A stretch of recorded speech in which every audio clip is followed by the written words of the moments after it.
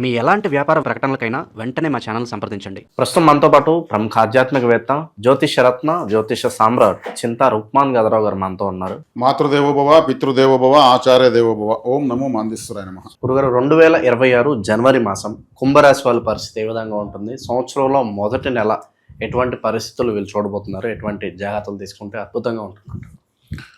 ఈ 2026 సంవత్సరం జనవరి మాస ఫలితాల్లో భాగంగా కుంభరాశి వాళ్ళకి ఎలా ఉందో చెప్పుకునే ముందు ఈ రాశి గురించి ఏదైనా ఒక ప్రత్యేకమైన విషయం మనం మాట్లాడుకున్న తర్వాత మాస ఫలితాలకు వెళ్దాం. పుట్టుకతో బై బర్త్ కుంభరాశిలో రవిగ్రహం ఉండగా పుట్టిన వాళ్లకు ఎలా ఉంటుందో చెప్పుకుందాం. కుంభము అంటే ఒక రహస్యము, ఎప్పటికీ బయటపడినది అని అర్థం. కుండ ఉంటుంది, లోపల ఏముంటుంది? గాలి ఉంటుంది. మనకు ఏమీ లేకపోతే గాలి ఉంటుంది. లేదు అమృతం ఉందా, నీళ్ళు ఉన్నాయా, ఏముందో మనకు తెలుసు. బయటికి మాత్రం కనిపిస్తూ ఉంటుంది. అంటే ఏదో ఒక రహస్యం అనేది దాగి ఉండేటువంటి రాశి అనమాట. అందుకే ఈ యోగులు ఎప్పుడు ఉచ్ఛ్వాస నిశ్వాసాలతో చేసేటువంటి సాధనలు, మెడిటేషన్లు, యోగా సాధనలు ఇవన్నీ కూడా అక్కడే జరుగుతాయి. Breathing exercises. కుండ అంటే ఇది కుంభం. బ్రీతింగ్ అంటే కొండ నిండా గాలి పంపిస్తాం, ఆడ మళ్ళీ బిగపడతాం, మళ్ళీ వెళ్తాం, అంతే. ఈ ఉచ్ఛ్వాస నిశ్వాసం సంబంధించి ఎప్పుడైతే ఇక్కడ గాలి కుండలోకి పోదో ఆ రోజు మనం భౌతిక దేహం వదిలేసి వస్తుంది.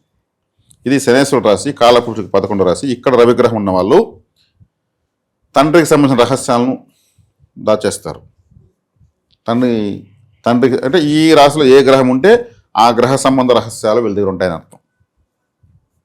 చంద్రుడు ఉంటే తల్లికి, కుజుడు ఉంటే సోదరులకు, బుధుడు ఉంటే సోదరులకు, శుక్రుడు ఉంటే భార్యకు, రాహు ఉంటే తాత ముత్తాతలకు, కేతు ఉంటే తల్లి తరపున తాత ముత్తాతలకు, బుధుడు ఉంటే అదే సోదరులకు. ఇట్లా ఏ గ్రహం ఉంటే ఆ గ్రహ బంధుకారకత్వాలు, ఇతర గ్రహ రహస్యాలు వీళ్ళ దగ్గర ఉంటాయని అర్థం. బయటపడరు. వీళ్ళ రహస్యం మెయింటైన్ చేయడంలో వీళ్ళకి మించిన వాళ్ళు రహస్యాల నిలయం ఇది. అంటే దాంట్లో నష్టపోతారు వీళ్ళు. చెప్పకుండా చేస్తారు, ఇంట్లో నష్టపోతారు. 10వ స్థానము ఇంకొక రహస్య స్థానం వృశ్చికం, అది కూడా రహస్యాలే, పరిశోధనలు. ఇది దాచే రహస్యం. అది పరిశోధించే రహస్యాలను బయటకు తీస్తే ఇది రహస్యాలు దాచేస్తుంది. వీళ్ళ కర్మస్థానం అదే అయింది, రహస్యం మళ్ళీ కర్మస్థానం అయింది. ఇక్కడ రవిగ్రహం వచ్చిందంటే మకరంలో ఏ ఫలితాలు ఇచ్చో అదే ఫలితాలు ఇస్తాడు. నేను మకర రాశికి వివరించాను, అదే ఫలితాలు ఇక్కడ ఇస్తాడు. ఇది కూడా శనేశ్వరుడే. ఇది బాధకాధిపతి కాబట్టి వీళ్ళ రహస్యం వల్ల వీళ్ళు బాధపడే పరిస్థితి ఉంటుంది. అయినా వీళ్ళు బయటపడరు. నేను బాధపడుతున్న రహస్యం అట్టే దాస్తారు. ఎవరికి చెప్పుకోరు, అది చెప్పుకోరు. ఎందుకులే నాలోనే దాచుకుంటా అని. ఇలా ఉంటేనే ఉండాలి, ఏమీ లేకపోయినా. ఇలా వదిలేస్తే ఉంది, ఏమీ లేదని 10 మంది తెలుస్తుంది. ఖాళీ చేయని ఇలా పట్టుకోవాలి అనేటువంటి సూత్రం వీళ్ళకి పనిచేస్తుంది. కాబట్టి రాశి చాలా గొప్పదే. ఇప్పుడు ఒక విషయాన్ని బయట పెట్టకుండా కొంతమంది ఉన్నారు. 20 మంది చెప్పినాక రిలాక్స్ అవుతారు, మళ్ళీ టిఫిన్ చేస్తారు. వీళ్ళు జీవితాంతం ఏం చెప్పకుండా ఉండగలరు, అట్లాగే ఉంటే వెళ్ళిపోతారు. దేవరహస్యం అంటారు కదా, చిదంబర రహస్యం అంటారు, ఏం అంతరహస్యం అంటారు. అవంతా కుంభరాశి. ఇప్పుడు రవిగ్రహం ఇక్కడ ఉన్నప్పుడు ఏమవుతుంది? కంఫర్ట్ ఉండదు. కానీ తండ్రికి సంబంధించినటువంటి ఆస్తి లభించడము, తండ్రికి సంబంధించినటువంటి ఏదైనా బెనిఫిట్ అయితే ఉంటుంది. కష్టంతో కూడుకున్నటువంటి ఫలితం ఉంటుంది. కుంభరాశిలో గ్రహం ఉంటే రహస్యం ఓకే. ఏ గ్రహం ఉన్నా సరే ఆ గ్రహానికి సంబంధించిన పుణ్యం లేదా ఫలితం గత జన్మలో వీళ్ళకి వెయిట్ చేస్తూ ఉందని అర్థం. 5 గ్రహాలు కుంభంలో ఉన్నాయనుకో, ఇంకా వాళ్ళకు అదృష్టం, ఇటపోయిన అదృష్టమే, అటపోయిన అదృష్టం, ఎట్టపోయిన అదృష్టం. అందుకే కుంభంలో ఎక్కువ గ్రహాలు ఉండాలి. కుంభరాశిలో ఎక్కువ గ్రహాలు ఉండగా పుట్టిన వాళ్ళు, లేదా కుంభరాశిని ఎక్కువ గ్రహాలు చూస్తుండగా పుట్టిన వాళ్ళు ఎప్పటికైనా హీరోలే. అంటే వాళ్ళ పూర్వజన్మ సుకృతం వాళ్ళ కోసం దాచిపెట్టబడి ఉంది రహస్యంగా అని. నీదేనేది నీది, ఏ నాటికైనా నీదే, నీది కాదు ఇప్పటికీ నీది కాదు. అటు మీదైనది ఏదైనా ఎక్కడుందంటే కుంభంలో ఉంది.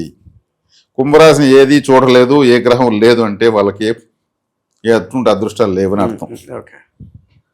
ఈ కుండ అనేదే ప్రాచీన కాలాన్ని బతికిచ్చింది. మట్టి కుండలు, మట్టి పాత్రలు, మట్టి కుండలో నీళ్ళు తెచ్చేవాళ్ళు, దాంట్లోనే డబ్బులు పెట్టేవాళ్ళు, దాంట్లోనే నెయ్యి, దాంట్లోనే పాలు. కుంభం ఇది లేకుండా ఉండేది కాదు.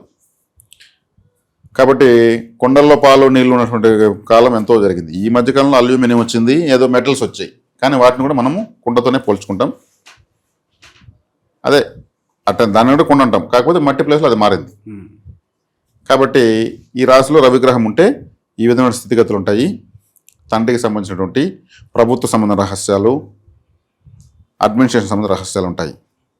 కాబట్టి ఈ మాసం కుంభరాశి వాళ్ళకి ఎలా ఉంది మాడుకుందాం. ఈ మాసం కుంభరాశికి లాభస్థానంలో 4 గ్రహాలు ఉన్నాయి. 5వ స్థానంలో గురువు రాశిని చూస్తాడు. రాశిలో రాహు ఉన్నాడు. ద్వితీయంలో శని ఉన్నాడు. ద్వితీయంలో శని ఏళ్ళనాటి శని థర్డ్ ఫేజ్ నడుస్తూ ఉంది. కానీ డే బై డే వీక్ అవుతుంది. ఇంకా శని ఇంకా అటువైపు ప్రయాణించడమే కదా. రోజు దూరం తగ్గిపోతుంది. దూరం పెరుగుతుంది కాబట్టి ప్రభావం తగ్గిపోతుంది. కాబట్టి ఏళ్ళనాటి శని అనేది వీళ్ళకి డే బై డే ఇంకా తగ్గిపోతుంది. కాబట్టి ఏళ్ళనాటి శని గురించి మనం పెద్దగా బోధనలు పెట్టి చూడాల్సిన రాశిలో రాహు ఉన్నాడు. రాహు మూల త్రికోణం. రాహు అంటేనే ఖగోళం, అనంత విశ్వం. రాహు అనంత విశ్వమే. రాహు అంటే ఇంకా రాహు ఎంత శక్తి ఉండాలి లెక్కేసుకోండి. గ్రహాల్లోకి ఇంతకన్నా శక్తివంతమైన గ్రహం లేదు. ఆయన గ్రహరాజు కావచ్చు రవి, గురువు కావచ్చు, అందరికీ గురువు కావచ్చు. ఎవరు? గురువు. కానీ డామినేషన్ కలియుగంలో రాహుది. కలియుగం అంతా రాహువే. ఆయన వచ్చి కూర్చున్నాడు. అంటే కుంభంలో రాహు ఉండగా పుట్టిన వాళ్ళు, ఇప్పుడు పుడుతున్న వాళ్ళు, ఈ కుంభంలో రాహు ఉండగా పుట్టిన వాళ్ళు సకల భోగాలు అనుభవిస్తారు. వీళ్ళు అనుభవించిన సంతోషం అంటూ ఉండదు, ఇలా అనుభవించింది అంటూ ఉండదు. కానీ ఎంత అనుభవించినా తృప్తి ఉండదు. ఎంత అనుభవించినా తృప్తి మాత్రం. ఏదో వెళితే ఇది కాదే నాకు కావాల్సిందని చెప్పి ఇంకా ఏదో కావాలి, ఇది కాదు. అనుభవించే వరకు అనుభవిస్తారు, లాస్ట్లో మళ్ళీ వెళ్తి ఇంకా ఏదో కావాలనేది ఉంటుంది. కానీ సకల భోగాలు అనుభవిస్తారు.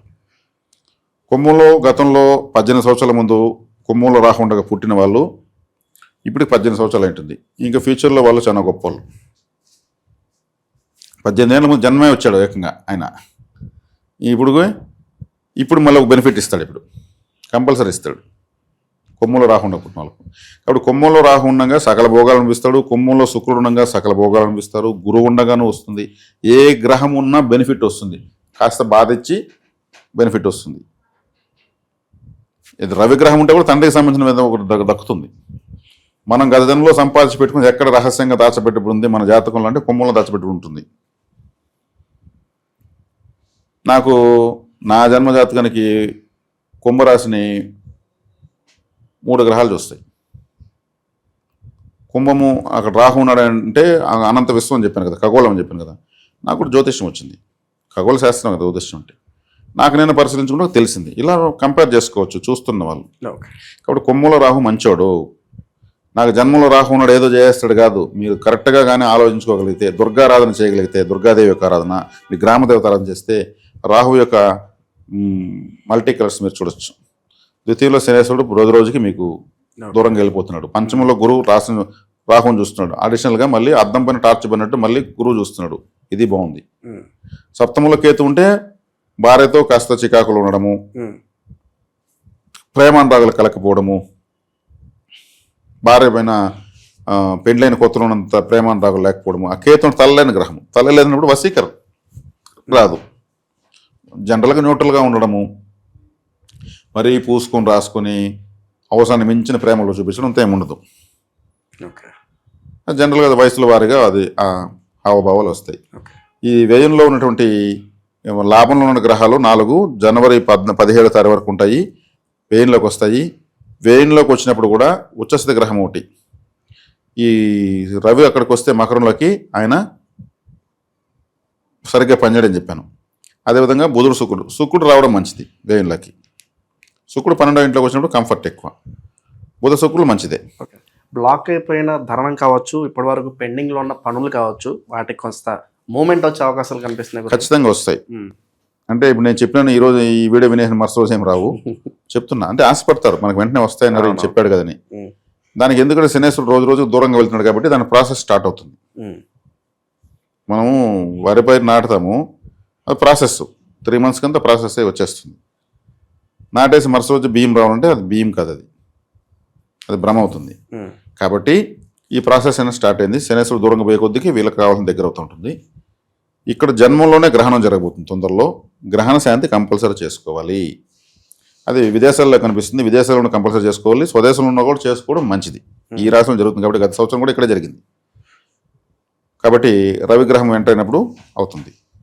ఇది ఒకటి మెయిన్గా చూసుకోవాలి. దానికి సంబంధించిన శాంతులు అప్పుడు చెప్తారు అందరూ కూడా. దాని ప్రకారం చేసుకోవచ్చు. అందరూ చెప్పేవి కొంచెం అటు ఇటు తేడాగా ఉంటాయి, కానీ అందరూ చెప్పేది వాస్తవమే. గ్రహణ శాంతులు ఎలా చేసుకోవడానికి అది చేసుకోవడం మంచిది. ఈ సంవత్సరం ఇక్కడ 5 పంచగ్రహ కూటమి ఈ రాశిలో జరుగుతూ ఉంది. మామూలుగా ఈ సంవత్సరం ప్రళయాలు జరుగుతాయి, ఉత్పాతాలు జరుగుతాయి, చిత్ర విజితాలు అన్నీ జరుగుతాయి. ఇప్పుడు గతంలో జరిగినవన్నీ జరుగుతాయి. భూకంపాలు వస్తాయి, ప్రళయాలు వస్తాయి, ఎన్నో ప్రమాదాలు జరుగుతాయి. కుజుడు మకర కుంభరాశుల మీదకి వస్తున్నాడు కాబట్టి యుద్ధాలు జరుగుతాయి. ఆ రాహు మోసం చేసే గ్రహం కాబట్టి రకరకాల కొత్త రకం మోసాలు, ఇంటర్నేషనల్ స్కామ్స్ జరుగుతాయి, ఎన్నో విషయాలు కలుషితమవుతాయి. కుంభం అంటే గాలి గాలి అని చెప్పుకున్నాం మనం. గాలి కలుషితమవుతుంది. గ్రహణం అంటేనే గాలి కలుషితమైపోవడమే. ఓకే. అన్నీ వేసుకొని చీకట్లో కూర్చుంటారు. స్త్రీల వల్ల ఏమైనా ఇబ్బంది ఉంటుందా గురుగారు? మాట ఏమన్నా నోరు జారటము, స్త్రీల వల్ల ఏమైనా ఇబ్బంది, కాంట్రవర్సీ అవ్వడం, ఇట్లాంటి పరిస్థితులు? రాహు అన్నప్పుడు తల అని చెప్పాను, అతని తలే ఉంటుంది. తీక్షణమైన చూపులు, ఈ వంకర చూపులు, ఇటువంటివన్నీ చూసేదంతా రాహువే. ఆయనకి పద్ధతిగా చూసేది తెలియదు రాహుకి. అసభ్యకరంగా చూస్తూ ఉంటారు చూడండి. వాళ్ళు చూసేవాళ్ళు చుట్టూ వాళ్ళు ఏమని అనుకుంటారు ఫీలింగ్ కూడా వదిలేసి కామాతురాణం నభయం లజ్జ అంటారు. కామంతో కళ్ళు మూసుకుపోయిన వాడికి ఏమి భయము లజ్జ ఏమి ఉండదు అని దాని అర్థము. అలా చూసి బిహేవ్ చేస్తున్న వాళ్ళంతా రాహుగ్రహ ప్రభావంతోనే చూస్తారు. రాహుకి ఎవరేమనుకున్నా నాకు నచ్చినదో నేను బతుకుతాననేటువంటిది అనమాట. కాబట్టి అలా మేము వీళ్ళని చూసేవాళ్ళు ఉంటారు, వీళ్ళు చూసేవాళ్ళు ఉంటారు. ఎందుకు అలా చూడాలనిపిస్తుంది? ఆ రాహు యొక్క ప్రభావం జన్మలో ఉంది కాబట్టి, గ్రహణం వేరే జరుగుతుంది కాబట్టి అది కొంచెం విశృంఖలమవుతుంది. కాబట్టి కేర్ఫుల్గానే ఉండాలి. ఎందుకంటే అట్లాంటి సమస్యలు ఎక్కువ అయిపోతున్నాయి.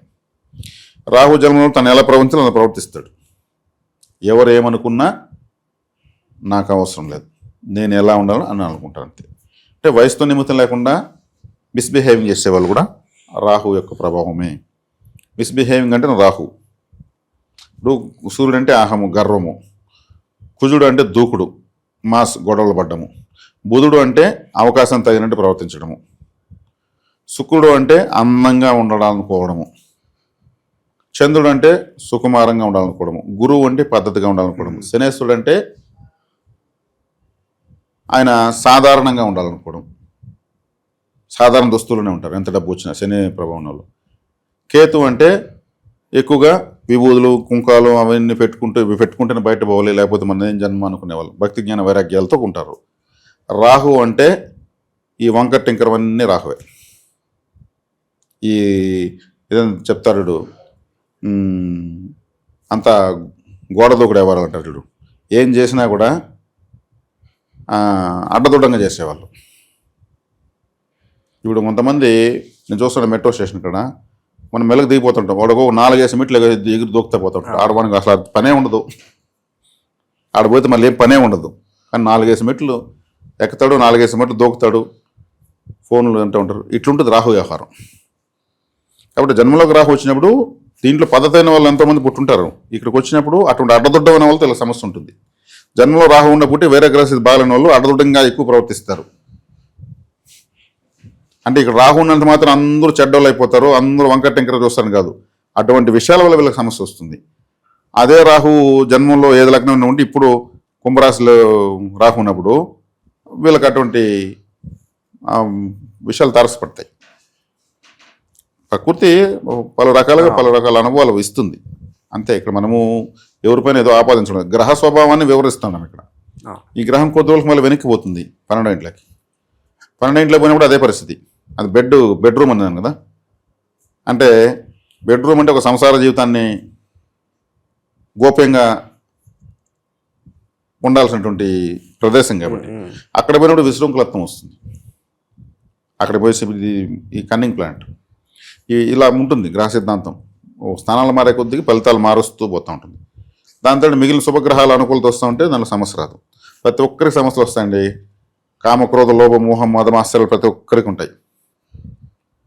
75% నిజాయితీ, 20% స్వార్థం ఉన్నప్పుడు ఈజీగా బతకచ్చు. 100% స్వార్థం నిజాయితీగా ఉంటే వాళ్ళు బతకలేరు. 20% స్వార్థం కావాలి. 70% స్వార్థం, 20% నిజాయితీ అంటే వాడు 100% స్వార్థపరుడే. కాబట్టి ఇక్కడ వచ్చేకాడికి గ్రహాలు ఏం చేస్తాయి, ఈ పర్సంటేజ్ హెచ్చుతగులు చేస్తుంటాయి. అందుకే తులారాశి 7వ రాశి అయింది. అటు అటు ఇటు మిడిల్లో 180 డిగ్రీస్లో. అవును. ఇది ఇటు ఇటు లేస్తూ ఉంటుంది. ధర్మం అధర్మం, ధర్మం అధర్మం. అక్కడ శుక్రుడు, అక్కడే రాహు ఉన్నారు. ఇట్లా జ్యోతిశాస్త్రం తీసుకుంటే సమస్త ప్రపంచాన్ని మనం అర్థం చేసుకోవచ్చు. అది మేము పరిశోధన చేసి ఇప్పుడు చెప్తూ ఉండడం వల్ల పలువురు అభినందనలు మనకు ఏదో కామెంట్ రూపంలో వస్తున్నాయి. అవును. ఇంట్రెస్టింగ్గా మా జాతకానికి ఎలా ఉందని అడిగి వ్యక్తిగతం తెలుసుకుంటున్నారు. తెలుసుకోవడం కరెక్టే. నేను కూడా అందుకే మళ్ళీ జ్యోతిశాస్త్రం ఆధారపడదని మీ జాతకం తెలుసుకున్నారు కదా, ఇవి పరిహారాలు చేసుకోండి చాలు. ఇంకెక్కడ వాళ్ళకి డబ్బులు ఇచ్చి వీళ్ళకి డబ్బు, నాకు కూడా మళ్ళీ డబ్బు ఇచ్చేది ఎందుకు ఊరికని వస్తుంది, మొత్తం చెప్పేశాను నేను. చేసుకోండి అంతే. అంటే మళ్ళీ దానికి ఆ ఒకే విషయానికి మళ్ళీ ఖర్చు పెట్టేది కూడా కరెక్ట్ కాదు. దాన్ని మళ్ళీ నేను ఎంకరేజ్ చేయడం కరెక్ట్ కాదు. కాబట్టి ఇక్కడ రాహు ఉన్నాడు. రాహు బెనిఫిట్ ఇస్తాడు, at the same time misbehaving వల్ల ఇబ్బంది చేస్తాడు. దాన్ని మనం కంట్రోల్ చేయాలంటే దుర్గారాధన చేయాలి, చేస్తే కంట్రోల్ అవుతుంది. శని గురించి భయపడాల్సిన పని లేదు. గురువు 5వ ఇంట్లో ఉన్నాడు, గోచరరీత్యా మంచి స్థానంలో. 6వ ఇంట్లోకి వచ్చినా కానీ శనిని చూసి ఏళ్ళని కంట్రోల్ చేస్తాడు. ఈ గ్రహణానికి పంచగ్రహ కూటమికి గురయ్యేటువంటి మొట్టమొదటి రాశి కుంభరాశి. ఈ రాశిలోనే పంచగ్రహ కూటమి వస్తుంది కాబట్టి మంచి దైవ సాధనలు, ఓంకార జపం కానీ, ఇతర ప్రాణాయామ ప్రత్యాహారాలు కానీ, ఇంకేదో ఇతరతర ప్రాణిక్ హీలింగ్స్ కానీ ఎన్నో ఉన్నాయి. అద్భుతమైన ప్రకృతి చికిత్సలు ఇవి చేసుకోవడం చాలా మంచిది. ఈ రాశిలోనే కలుషితం మొత్తం ఉంది గ్రహణ ప్రభావం. కాబట్టి కుంభరాశి వాళ్ళకి గత సంవత్సరం వచ్చింది, మళ్ళీ ఈ సంవత్సరం రాహు అక్కడ ఉన్నాడు కూడా మళ్ళీ ఇక్కడే వస్తుంది. కాబట్టి తగు జాగ్రత్త తీసుకోవాల్సినటువంటి మొట్టమొదటి రాశి కుంభరాశి. తర్వాత ఇక్కడ ప్రత్యేకించి కులదేవత అనేది తెలియని వాళ్ళు ఎంతోమంది ఉన్నారు. కులదేవత తెలియని వాళ్ళకి నేను సంగాలి అనే కర్రను పరిచయం చేస్తూనే ఉన్నాను. అందులో భాగంగానే ఈ కులదేవత స్టిక్స్ అనేవి మేము 3 సైజుల్లో సమర్పిస్తున్నాము. తెలియని వాళ్ళు తెప్పించుకుని ఆరాధించుకుంటే చాలు, కులదేవత అనుగ్రహం కలుగుతుంది. తెలిసిన వాళ్ళు కూడా కులదేవత తెలిసి కులదేవత ముందులో సమర్పించవచ్చు, పెట్టి పూజించవచ్చు. ఇది మన నెంబర్కి ఫోన్ చేస్తే మన టెలికాల్స్ చెప్తారు. అదేవిధంగా పలు రకాల దేవతా విగ్రహాలు, ఇవన్నీ ప్రాణపశు చేసినవి. వరాహస్వామి, అత్తి విఘ్నేశ్వరుడు, కరుంగలి గరుడ భగవానుల వారు, కరుంగలి సుబ్రహ్మణ్యేశ్వరుడు, ఇలా దీంట్లో కూడా కరుంగలిలో విఘ్నేశ్వరుడు కూడా ఉన్నాడు. కరుంగలిలో ఈరోజు తేలేదు. ఇవన్నీ కూడా ఈ విఘ్నేశ్వరుడు గరజీకరణంగా ఉన్న వాళ్ళ విఘ్నేశ్వర ఆరాధన, భద్రకరణం వల్ల వాళ్ళు సుబ్రహ్మణ్య స్వామి, కౌలవకరణం వల్ల వరాహస్వామి, కాలసరప దోషం ఉన్న వాళ్ళు గరుక్మంతుల వారిని, కులదేవతానుగ్రహం కాలంలో సంగాళికరని ఇలా తెప్పించుకోవచ్చు. ఈ విగ్రహాలన్నీ కూడా చాలా వరకు దీంట్లో పిల్లల్ని, కుటుంబాన్ని కాపాడుతుంటాయి. మనకు తోచిన నైవేద్యం నేచురల్గా ఉన్నది పెట్టి పూజించుకోవచ్చు. అన్ని కుటుంబాల సంతోషాలు రావాలి, దేవతానుగ్రహం వాళ్ళ ఇంటికే, ప్రజల వదిలిగే దేవతానుగ్రహం ఎటువంటి కాన్సెప్ట్ అనుకోవచ్చు. తీసుకోగలిగిన వాళ్ళు తీసుకుని ఆరాధించుకోవచ్చు. ఇది సూచనలు, సలహాలు, జాగ్రత్తలు కుంభరాశి. కుంభరాశి వాళ్ళకి ఓవరాల్గా కొత్త సంవత్సరంలో మొదటి నెల ఏ విధంగా ఉంటుందో మంచి కార్యాచరణ సూచనలు అద్భుతంగా చేశారు. ధన్యవాదాలు.